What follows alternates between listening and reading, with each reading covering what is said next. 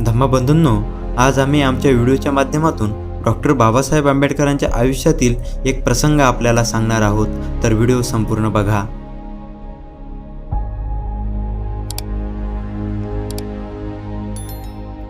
बाबासाहेब म्हणजे ज्ञान आणि प्रज्ञाशील करुणा यांचा अथांग महासागर. त्यांच्याविषयी जितके बोलावे तितके कमीच आहे. बाबासाहेबांच्या जीवनात अनेक कटू प्रसंग आले, पण न डगमगता प्रत्येक प्रसंगाला ते सामोरे गेले. डॉक्टर बाबासाहेब आंबेडकर इंग्लंडला शिक्षण घ्यायला गेले होते. तेव्हाचीच ही गोष्ट आहे.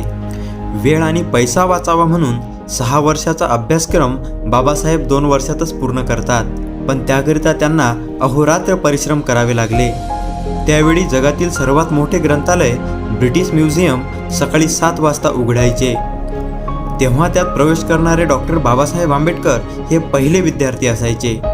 सकाळी 7 ते रात्री 8 वाजेपर्यंत डॉक्टर बाबासाहेब आंबेडकर तेथेच अभ्यास करायचे. दुपारी 1 ते 2 ग्रंथालयाला जेवणाची सुटी असायची, पण जेवणाचा वेळ वाया जाऊ नये म्हणून बाबासाहेब सोबत ब्रेड घेऊन जात असत.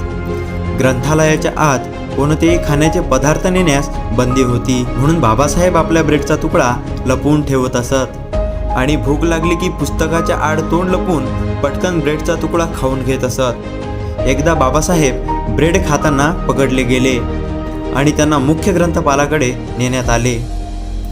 ग्रंथपालाने बाबासाहेबांना वाचनालयाचा विनयभंग करण्याबद्दल खूप फटकावलं. तेव्हाच बाबासाहेबांनी आपण असे का करीत आहोत हे ग्रंथपालाकडे सांगितलं आणि या ग्रंथपालाला या भारतीय विद्यार्थ्याचे अतिशय कौतुक वाटले आणि त्याचवेळी बाबासाहेबांना ग्रंथपालाने नुसती ताकीद देऊन सोडून दिलं.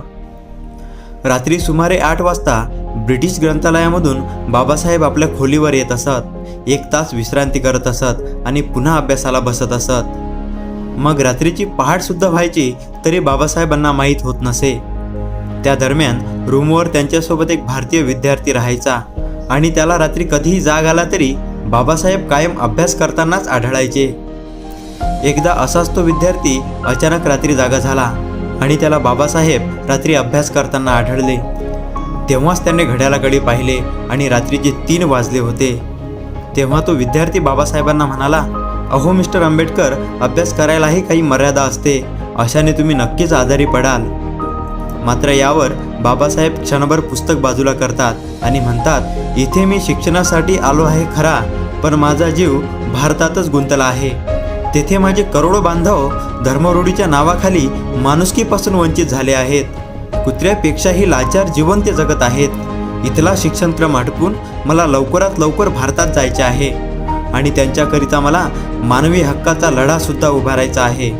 आज माझ्याजवळ वाया घालवायला वेळ आणि पैसा दोन्हीही नाही." असे म्हणून बाबासाहेबांनी पुन्हा पुस्तक हातात घेतलं आणि अभ्यासाला लागले.